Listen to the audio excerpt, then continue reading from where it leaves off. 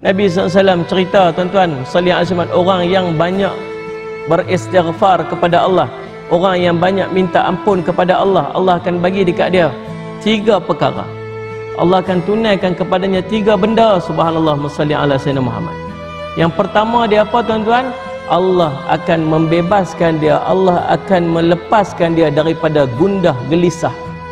Hidup tak tenang, hati tak tenang. Subhanallah, rupa-rupanya hati tak tenang ni disebabkan oleh dosa.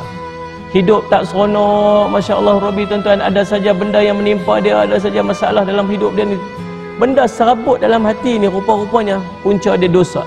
Kalau boleh lepas tang dosa ni, maka dia akan dapat satu benda yang nama dia qalbun sakinah, hidup tenang. Yang kedua, orang yang banyak beristighfar kepada Allah.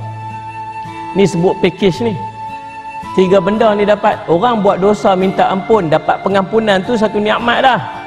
Tapi daripada pengampunan tu dapat pula 3 benda ni. Yang pertama apa ni? Gundah gelisah tak ada.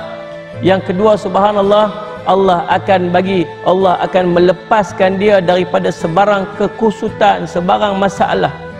Apa saja benda serabut, ada benda saja yang menyebabkan kekusutan dalam hidup dia, masalah-masalah yang menimpa dia, Allah akan bagi lepas dekat dia, Allah bagi.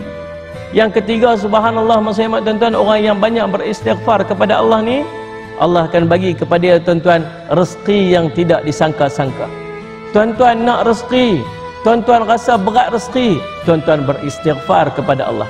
Selain daripada dapat pengampunan dosa, 3 package sekali Allah bagi hilang rasa gundah, Allah bagi selesai daripada segala masalah, dan Allah bagi, tuan-tuan, rezeki yang tidak dia sangka-sangka.